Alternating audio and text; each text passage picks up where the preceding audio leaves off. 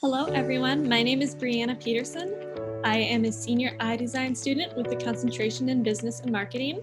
To tell you a little bit about myself, I grew up in a small town of Tremont, Minnesota with my parents, one brother, and 3 sisters. I currently have 2 nieces and 1 nephew that I love spending my free time with. I'm very close to my family and I love being able to spend time with them. I've always had an artistic side growing up. I loved painting, drawing, and crafting things together. I started at Winona State in 2017 and immediately fell in love with the iDesign program. Since starting my design career, I have learned to become a bit better designer through my internships.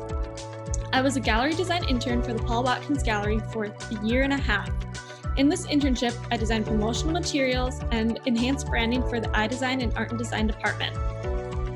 I've also been the lab manager for 3 years now, where I help students with their creative printing and production. In the spring of 2020, I took a semester off from school to do an internship in lacrosse to be a social media designer for a minor league baseball team. Having these experiences has allowed me to grow as a designer and as a person. I am so grateful for all of the opportunities I have had. 2020 was full of challenges, and I grew through all of the struggles. When COVID-19 hit in the middle of March, my internship got put on pause, my job at the YMCA closed down, and I had no reason to stay in Winona with no work or no school, so I moved back to the farm with my parents. At the start of COVID-19, I was very optimistic, thinking that this was only a 2-week shutdown and then I would be back to work. Everything would be back to normal in no time and everyone was just being crazy and overreacting over nothing. I became so thankful for my friends and family for staying sane and not losing their minds during the start of the shutdown and the hype of COVID-19 panic. During major events of the past year, I would write in my journal about the different events going on in my life. When I thought I was writing about the dark times, I was really writing about how much the people closest to me mean and how much I appreciate them. When the lockdown was extended for the first time back at the beginning of March, I lost my optimistic look on the shutdown and knew that this was going to be way more than 2 weeks. My positive perspective quickly dropped to a dark emotion, and I felt like my life had no purpose, with no school, no job, no internship, and no knowing when things would be normal again. You can see these emotions reflect on my installation as an infographic charts my emotions with the events happening in my life. I lost my hope and became very sad about the way life is going. But during the hardest times, my family was there for me.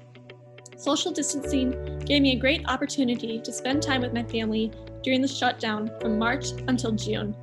If social distancing did not interfere with my life, I would have never been able to spend time with my parents and help them out on the farm and be with them during the craziness of COVID-19. I would have never been able to see the excitement in their eyes when my brother and his wife came over to tell them that they are having another baby. I would have never been able to say a final goodbye to my uncle in person when he was sick. My uncle David was diagnosed with a complicated heart condition and was sent to the hospital at the beginning of the year in 2020. I was so thankful that I was able to see him in the hospital before the shutdowns started to occur. Years ago, he was in a terrible car accident and was left permanently handicapped. My mom was always there to help take care of him, and she gave up so much of her own life to help out. Despite his health, he was always so happy for each and every day that was given to him. Whenever I would see him, I would always ask him how he was doing, and he would always respond with how thankful he was to be alive. I always admired his positive outlook on life despite going through so many hardships. Seeing him so happy with so little made me appreciative for everything I have and made me realize that I often take things for granted. Being home for moments like these made me realize that during the hard times of last year, when there is panic and division throughout the country, I was given the opportunity to be with my family during some of the biggest moments in life, moments that I wouldn't trade anything for. Being here for these events made me find the light in the darkness of social distancing and made me very grateful that I was here for these moments. I designed my installation, Growth, to showcase how my appreciation for friends and family grew during the hardest times of last year. The interior of the installation showcases my journal writings, and the exterior is an infographic displaying the events written on my journal and charting my emotions with them. Each bubble on the infographic represents an event that happened in my life. The circles branching out from the bubbles represent the negative and positive outcomes that was caused by it. Every event on the infographic is color coordinated with the emotions of the experience. The giant paint graphic in the middle shows how my appreciation for my friends and my family grew and grew throughout this past year. Nothing can be purely positive and nothing can be purely negative. But appreciation can always exist as a middle ground because it is the middle of the emotions that we feel every day. Through social distancing, I was able to learn how to enjoy time to myself and take on new hobbies such as spending time outdoors and hiking. I was overjoyed when things started going back to normal at the end of June. I was allowed to go back to my job at the YMCA, start my internship up, and work again. As much as I love my family, I was happy to pack up my bags and leave the farm to start living a normal life again. I realized how important my family is to me through the struggles of this past year. The process of setting up this project was a challenge. I decided pretty quickly that I wanted this piece to revolve around my family in some sort of way. And by rereading everything that I wrote, it kind of steered me into the direction of this project. I'm excited to move back to my hometown and start my new job after graduation. I will be very close to my family and I look forward to be able to spend more time with them. I was able to grow from the struggles of everything that has happened to me this past year.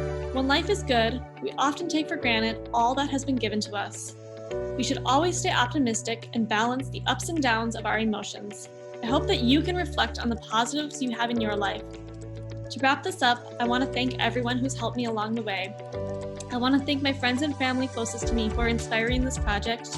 And I want to thank my dad especially for helping me build my structure and my sister for helping me haul it over here.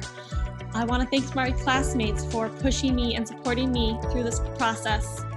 I want to thank the art and design faculty and staff for allowing us to use the ceramics room and giving us the tools we need. I want to give a special thank you to Joan Francione and the Lake LaBelle Committee for giving us the location. And I want to give a final thank you to Ma and Danilo, my professors, for pushing me to be a better designer throughout the years that I've been here. To finish this off, I want to leave us with a statement from Aristotle. His quote is, "It is from the darkest moments that we must focus on seeing the light."